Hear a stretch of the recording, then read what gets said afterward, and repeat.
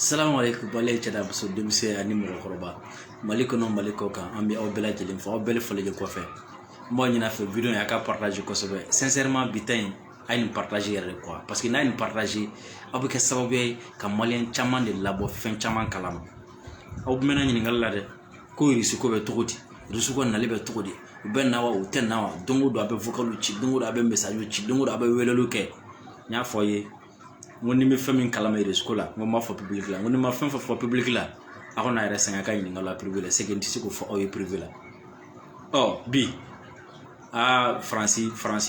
ma tile bolo ɲuman kan bi vidéo y'a partager kosɛbɛ a y'a partager yɛrɛ Français ma tile bolo ɲuman kan bi a b'a dɔn RFI mɛna ka nafigiya la a ka kɔrɔ c'est à dire nafigiya yɛrɛ bi tellement bi nafigiya juguyara fo ka o to nafigiya da fɛ Wagner ko in tiɲɛ yɛrɛ la Wagner ko in a ma nɔgɔya France Wagner ko in a ma nɔgɔ makɔrɔn bolo Wagner ko in tiɲɛ yɛrɛ la a ma nɔgɔ kulonkɛlaw bolo quoi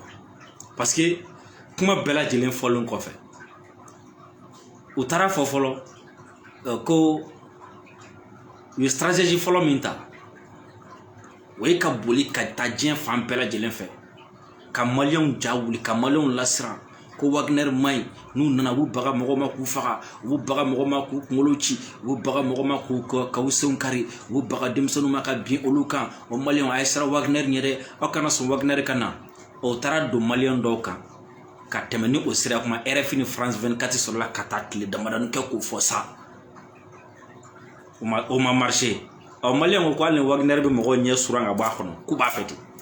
k'hali ni Russie surasiw n'olu bɛna na maliyɛnw nɛn sama ka bɔ k'a gulon maliyɛnw ko k'u b'o fɛ ten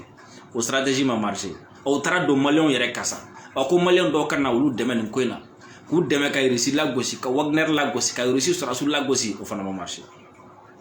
o y'a sɔrɔ fɔlɔ France de ka information don u taara a feere Angleterre agence dɔ ma ko Reuters k'o ka bɔ n'a kuma ye k'a kɛ n'a fɔ ni anglais de ye sɛgɛsɛgɛli kɛ o ma marché u sɔrɔla ka na tuguni ko Wagner bɛna na Mali la se tɛ Mali ye Mali bɛna wari de ta k'a don na o bɛ se ka bɛn cogo di maliyɛnw a kana jɛn n'a ye dɛ Wagner bɛna na aw ka jamana kan ka n'aw lakana ka n'a ka dugu kisi ka n'a ka sɔrɔdasiw dɛmɛ k'u former miliyari 6 de bɛna d'u ma sanu fana bɛna d'u ma miliyari 6 ka ca sanu 6 ka ca a kana sɔn o ma maliyɛn ko anw tɛ Wagner dɔ dɛ an kɔni b'an ka jamana ɲɛmɔgɔ don n'u ni mɔgɔ bɛnna la sa ko mɔgɔ ye ko n'a nana a bɛna an bonya ko an tɛna Mali feere a ma k'a tɛna Faransi ta ɲɔgɔn kɛ ko n'an ka ɲɛmɔgɔ hali n'u ni Chinois de bɛnna ko hali n'u ni Pygméo bɛnna ko n'a ka ɲi Mali ma ni Mali ka hɛrɛ b'a la ko wari tɛ se ka bonya anw bolo ni ɲɔnakaw ni ye ko wari tɛ se ka bonya anw bolo ni Segukaw ni ye ko wari tɛ se ka bonya anw bolo ni Moritikaw ni ye ko wari tɛ se ka bonya anw bolo ni Kidalikaw ni ye ni Menakakaw ni ye o fana ma marché u bolo donc u y'o kuma bila RFI de sa a talon-tɔ taara bi a ko bi Faransi bi alamisa don na ko Faransi ko kuma fila ma fɔ Faransi journaliste fɛ dɛ bi ko kuma kelen min fɔra bi min tun bɛ une na bi ko ye Wagner ko kuma ye ko u ka journal dɔ bɛ yen k'o ye Figaro ye k'o de taara sɛgɛsɛgɛli kɛ Wagner ka nali ka ko o journal taara sɛgɛsɛgɛ kɛ k'u y'a ye k'a fɔ ko tiɲɛ yɛrɛ la ko Wagner ko in k'u ni nali tɔ man jan kosɛbɛ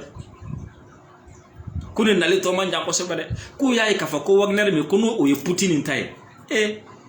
ko Wagner filɛ nin ye ko société privée min don ko ni Mali ko ani Russie ɲɛmɔgɔ yɛrɛ bɛna baara kɛ ɲɔgɔn bolo k'o ka ɲi ko baasi t'o la mais Mali ni société privée aw bɛ ka tila ka taa jɔ tuguni ko Russie ɲɛmɔgɔba k'o y'o ta ye ko o tɛ Russie ta ye Figaro ko k'ale taara sɛgɛsɛgɛli kɛ ko ale kɔni ye sɛgɛsɛgɛli kɛ ko k'a ye ko tiɲɛ yɛrɛ la ko Russie ko in ko a bɛ maliyɛnw sɛbɛ la dɛ ko Mali ɲɛmɔgɔ ninnu ni nin ko tiɲɛ yɛrɛ la k'u bɛnnen bɛ k'a kan dɛ ko ko yɛrɛ bɛ daga min na sisan ko Russiw yɛrɛ kɔni bɛ ka ko sarasiw minnu bɛ k'an ka na Mali la ko Russiw kɔni bɛ k'olu kɔni sugandi ka b'a yɛrɛ ko f'u bɛ interpréter ɲini na c'est à dire mɔgɔ min bɛ tubabukan mɛn n'o nana n'o bɛ se kuma ninnu ni ɲɔgɔn cɛ a y'a to ka yɛlɛ dɔɔnin kan parce que mɔgɔ ninnu ye ɲɔgɔnlɔnbɔlaw de ye quoi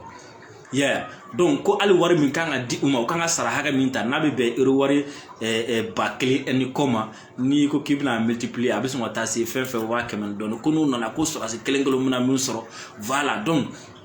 ko yi sɛgɛsɛgɛli fana yira ko seti Mali ye dɛ alisa u bɛ seko yɔrɔ la quoi ko lu ye sɛgɛsɛgɛli kɛ k'a yira k'a fɔ ko Mali bloqué no yɔrɔ min na ko ye seko yɔrɔ ye quoi ko ye wari min bɛna di ninnu ma donc ko lu ye jateminɛ min kɛ quoi sɛgɛsɛgɛli kɔnɔna la ko lu ka sɛgɛsɛgɛliw y'a yira ko fɛn min ye Mali ye ko c'est à dire olu faransi dɛ ko jamana tɔw bɛ ka wari min di ko ka Mali dɛmɛ ko lu sɛgɛsɛgɛliw y'a yira ko Mali bɛna o wari in de ta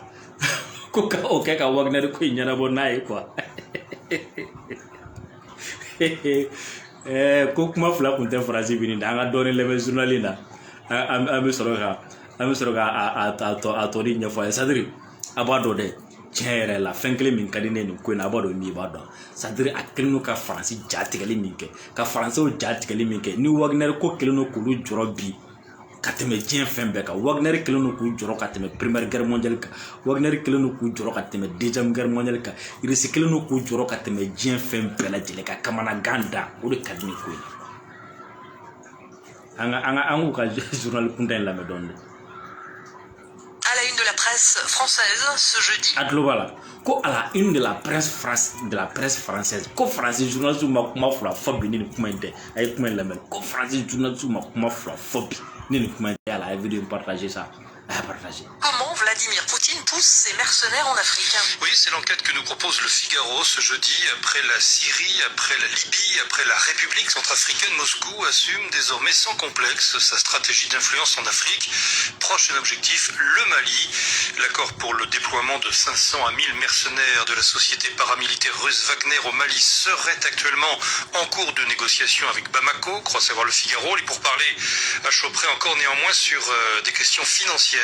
la charge étant lourde pour l'État malien, soutenu à bout de bras par l'aide occidentale. Parallèlement, poursuit le journal, une campagne de recrutement pour le Mali aurait débuté. Oui, Wagner serait notamment à la recherche d'interprètes de langue française, d'instructeurs paramédicaux, de chirurgiens, de médecins généralistes, de cuisiniers, de chauffeurs. Toutes les spécialités militaires sont demandées. Le salaire minimum mensuel serait de 150 000 roubles, soit environ 1800 €, un pécule souvent beaucoup plus élevé grâce aux primes. Pour autant, affirme encore le Figaro, si leur implantation à Bamako se confirme, les hommes de Wagner ne pourront pas se substituer aux forces françaises. Ils n'en ont ni les moyens, ni probablement la volonté. À la différence de la Syrie, notamment, les mercenaires n'auront pas, dans le vaste Sahel, les capacités nécessaires en termes de soutien logistique, de renseignement et d'appui aérien. Alors, quel est l'objectif? Les visées peuvent être multiples, pointe le journal. Certains évoquent par exemple la proximité du Mali avec la Guinée-Conakry, ce pays où la Russie a de sérieux intérêts économiques. Commentaire du Figaro, la France a raison de dire que la présence de Wagner serait incompatible avec celle de nos soldats. Oui, le Figaro qui s'interroge, imagine-t-on ceci subir un jour les ordres d'un Russe qui se dirait dépositaire de l'autorité de la junte malienne? Peut-on croire non tout ça tu fais vidéo gagne à ma stratégie c'est-à-dire il y a ces erreurs de ma bonne vie à yele pas au lieu de na fo onye ko ngana so Wagner la de ko tieni kala do nu nana ubna tieni ka kamna ngana fulu taka dola o marché o tlaka na tukuni comme farafna yolu de taille Mali ne Burkina Faso ko olu de taille ko olu ti jana yelu sikana o marché le suko kuma ko nu ga mulo wala ko ga kunta ka be ko te kuma ni mo bo fo ko arma dembe saka tisi tugudi télé la journal su ñokoro Russie affaires étrangères do fo ko arma dembe saka tisi télé ñokoro journal su ñokoro tugudi kan ni jo ko jen fando e tay ko jamana do e tay ko mo wore kana sey abola kana kana ya fa delika ba ko no ko fin flé o marché au boulot amna war min do la marché au boulot aussi ça on a une stratégie première ça tra stratégie du mais weka Wagner la gauche kayri si so asul la gauche ko c'est tout o boka fa de Figaro ye enquête la commentaire de Faraka sa français journal de ko kuma flam ma fo français bi ni kuma cliente ko Wagner mi mena na parce comme si demzena la gara le ruboy quoi amna fo ni desara demzena la sana quoi ni mogo ñogon sama feno no fa aw demzena ma bara an chaba dikaw na ñogon sama feno no fa ni yere ñabala i desara la itna sora bolo yusro ka fen la go ci wa fa ne de ta fa maniere na fa de ta la are chene do yere ko français binaw de kono sisa o ko to de sisa sekatele ko fa Figaro ko fe kuma fla ma fo français bingo video ya partager ko ko Wagner yere ti se fa la are ko no Wagner yere na ra ko français bi ka binga ko Wagner ti se ko ke ko a setu ye ka ke ko ala dusu yera tu kono ka ke c'est-à-dire ko Wagner mo ko kulengelo do ko dusu tu kono ka ke ka ngane tu kono ka ke quoi donc o ti Wagner o ti irisi la gosi to la sa ko ye min kɛ Syrie u ye min kɛ Centrafrique ko tɛna se k'o ɲɔgɔn kɛ a yɛrɛ parce que ko irisi Syrie Centrafrique ninnu na ko moyen aérien minnu b'u bolo ani renseignement b'u bolo ko n'u nana Mali la k'u tɛ n'o sɔrɔ ko renseignement tɛna k'u bolo ko moyen tɛna k'u bolo wa k'u bɛna mɔgɔ minnu yɛrɛ bila ka na yɛrɛ ko kɛlɛkɛlaw yɛrɛ tɛ yɛrɛ ko kɛlɛ yɛrɛ dusu t'u kɔnɔ yɛrɛ a sɛbɛ t'u la sɛbɛkɛlaw tɛ quoi donc k'u bɛna kulonkɛkɛlaw de bila ka na moyen t'olu bolo donc a ma stratégie ya donc ni Wagner la gosili stratégie dɔ ye tuguni quoi pour que k'a yira ko cɛ hey an ka ninnu to yen sa u tɛ se fɛn yɛrɛ la yɛrɛ a laban ye jumɛn ko olu tɛn'u sigiyɔrɔ de Wagner b'a fɔ k'olu tɛn'u sigiyɔrɔ de Wagner ye yɔrɔ quoi kulonkɛ kuma de don quoi yɛlɛko kuma don denmisɛnnin kuma don quoi ninnu cɛkɔrɔbaw de bɛ t'u sigi k'olu ye journaliste ninnu cɛkɔrɔbaw de bɛ t'u sigi k'olu ye autorité Makɔrɔ n'a ka denmisɛnninw b'u fara ɲɔgɔn kan u bɛ taa ni manamanakan ninnu de fɔ donc u bɛn'o don anw kunna donc stratégie damadɔni de bɛ nin kɔnɔ stratégie fɔlɔ ye jumɛn o ye ka mɔgɔ bɛ yen nɔ ni a bɛ Mali dɛmɛ pour que ka an ka projet financer pour que ka fɛnw kɛ k'a fɔ olu ye ko hey k'a bɛ ka wari min di Mali ma dɛ ko Mali bɛ ka t'o kɛ ka mercenaires ta donc pour que ka olu saliya olu lagosi olu kana Mali dɛmɛ bilen o ye fɔlɔ ye a filanan ye jumɛn ka maliyɛnw yɛrɛ ban Wagner la quoi maliyɛnw yɛrɛ ka ja ko in yɛrɛ bɛ taa nin ja ninnu yɛrɛ tɛ se fɛn na yɛrɛ ja mɔgɔ bɛ k'a fɔ k'u nakun ye moyen aérien ko de parce que depuis kɛlɛ in daminɛ fo bi Mali autorité ma fila fɔ dɛ o ko ni duguma kɛlɛkɛlaw don k'o b'an bolo k'an mago bɛ min na k'o ye moyen aérien ani renseignement ko ni cɛ o cɛ bɛ fɛ k'an dɛmɛ i k'an dɛmɛ o la hali o de fɔra Faransi jamana y'o de lettre ci Faransi ma Faransi ko ayi ko fɔ ale yɛrɛ ka na donc an mago bɛ min na nin waati in na donc filɛ nin ka taga Russie de lagosi sisan nɔ quoi donc ko o ti Russie yɛrɛ bolo yɛrɛ ko Russie yɛrɛ ko moyen aérien t'u bolo wa hali renseignement yɛrɛ n'u nana u tɛna se ka k'u bolo wa k'u bɛna na mɔgɔ min bila ka na ko sɛbɛkɛlaw tɛ quoi donc n'o kɛra e ni ne n'aw ma faamu sisan an tɛna ban a renseignement sabanan ye min ye aw mɛna ɲininkali minɛ ka Russie ko ɲininkali kan aw y'a dɔn bi kɔni ko Russie ko in a b'an ka jamana ɲɛmɔgɔw sɛbɛn la u bɛ ka baara kɛ a kan Figaro min ye i yɛrɛ kɛ nin enquête kɛba ye k'a kɛ n'a fɔ ko ale bolo dara contrat kan comme si ni contrat signé l'olu ɲɛna comme si mɔgɔw kan ka sara wari hakɛ min na n'o signé l'olu ɲɛna comme si ni Mali ko a bɛna na ni partenariat in kɛ wari minnu kan ka don a la comme si ni Mali de taara fɔ olu ye ko mɔgɔ minnu bɛna an dɛmɛ c'est à dire a naaninan ye jumɛn o ye lagosili ye k'a yira k'a fɔ ko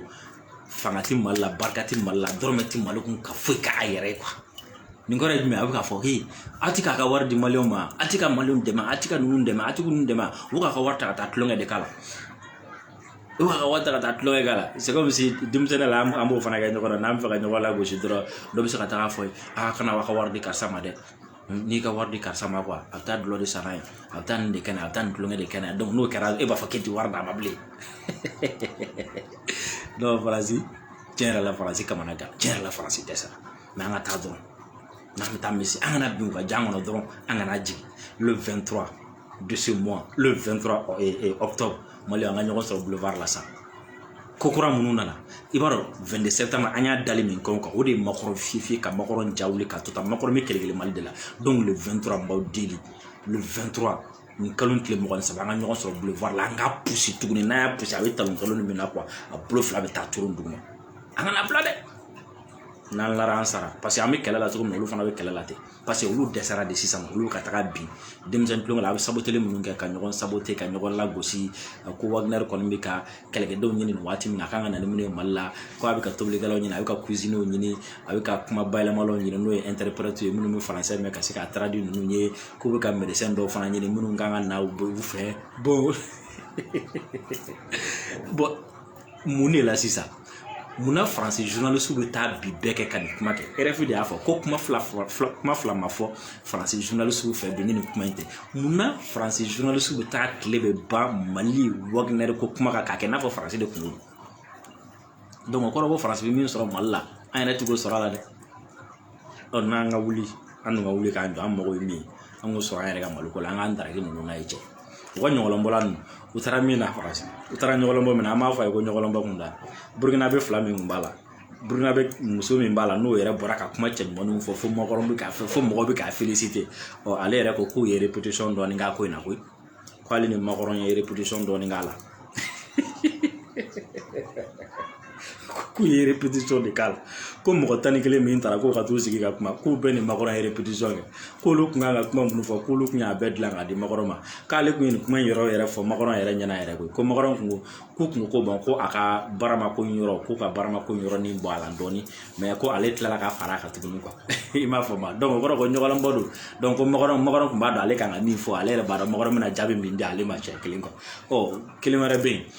Burkina bɛ ka délégation na muso wɛrɛ fana tun bɛ yen nɔ o fana ye journaliste ɲininka ko tiɲɛ yɛrɛ la ko Makɔrɔ y'olu bila k'u ka jamana ɲɛmɔgɔ dɔgɔya mais ko mɔgɔ kana jigin olu la dɛ k'olu kun t'a kalama ko Makɔrɔ ni Faransi a ko labɛn nin cogo la quoi ko k'a ko kɛ janfa ye nin ko sugu la ko sinon ko n'olu kun y'u dɔn ko ale yɛrɛ b'a yɛrɛ ɲɛna ko mun na yɛrɛ k'olu yɛrɛ ka jamana ɲɛmɔgɔ sɔnna olu ka taa kɔ parce que k'olu bɛ taa waati min na olu yɛrɛ ka k'u ka jamana ɲɛmɔgɔ b'a kalama ko mais ko f'olu selen yen dɛ ko anw ye ɲɛfɔli min kɛ mɔgɔw yɛrɛ k'o de kɛra sababu ye olu yɛrɛ bɔra a kalama donc ne m'a fɔ n ko manipulelen don yan ko mɔgɔ minnu yɛrɛ taara dɛ olu de ko anw ka kuma de y'a to olu yɛrɛ bɔra fɛn caman kalama a ko la quoi sinon k'olu kun tɛ a kalama quoi Makɔrɔ ka ni ɲɔgɔnba in ko sommet Afrique France Afrique ou bien France Afrique de manamana ko Burkina bɛ'u ka délégation muso dɔ kun b'a la o de ye nin fɔ ko anw ka kuma de y'a to olu yɛrɛ bɔra fɛn caman kalama a ko olu ka tagali ko minnu taara kuma n'o olu bɔra k'olu ka délégation tɔ ye ko ni Burkina bɛ'u ka jɛkulu dɔ kun tɛ Faransi ko kɔngɔ kun b'olu faga ye ko olu de olu dɛmɛ hali ka se ka dumuni ni siyɔrɔ ni fɛn dɔw sɔrɔ ko sinon olu yɛrɛ mago b'olu la donc a kun mago bɛ mɔgɔ 11 min na ka taa ka film ni tourner n'olu ye jamana u y'u wasa don olu de la donc ka sɔrɔ ka taa kumaw labɛn ka don ɲɔgɔn na bon e bɛ nin fɔ n bɛ nin kɛ k'i jaabi bon i bɛ nin fɔ n bɛ nin kɛ k'i jaabi bon i bɛ nin fɔ n bɛ nin kɛ k'i jaabi quoi donc kuma kɛra po ye a kɛra po ye bisi kɛra po ye ni barika bɔra adamaden ka ko la dɔrɔn a banna quoi ni ne tun bɛ n bolo ka fɔ a ye su in na tiɲɛ yɛrɛ la video in y'a partage parce que nisɔndiyalen don kosɛbɛ a ye video in partage kosɛbɛ aw ka hakili to a la yɛrɛ olu kan ka bɔ le 23 octobre ni aw bɛ se ka jama dɛmɛ cogo min na aw ye jama dɛmɛ ten parce que a b'a dɔn bɔli ninnu tiɲɛ yɛrɛ la a ka gɛlɛn dɛ ni a t'a dɔn an b'a fɔ a ye bɔli ninnu ka gɛlɛn ça demande beaucoup de moyens donc a bɛ se ka yɛrɛ olu dɛmɛ cogo min na a y'an dɛmɛ ten an ka bɔ an ka nin kɛlɛ in pousser ka s'a dan na n'o kɛra an bɛɛ lajɛlen de bɛ lafiya an b'an ka armée fo k'an ka jamana ɲɛmɔgɔw fo sɔrɔsi fɛn fɛn bɛ kɛlɛkɛyɔrɔ la nin waati in na k'a fɔ fɛn fɛn bɛ k'an filɛ k'aw bɛɛ lajɛlen fana fo donc an b'a fɔ an ka ala ka dugu ɲuman jɛ sango na an bɛ se ka taga sɔrɔ fana don salamu aleykum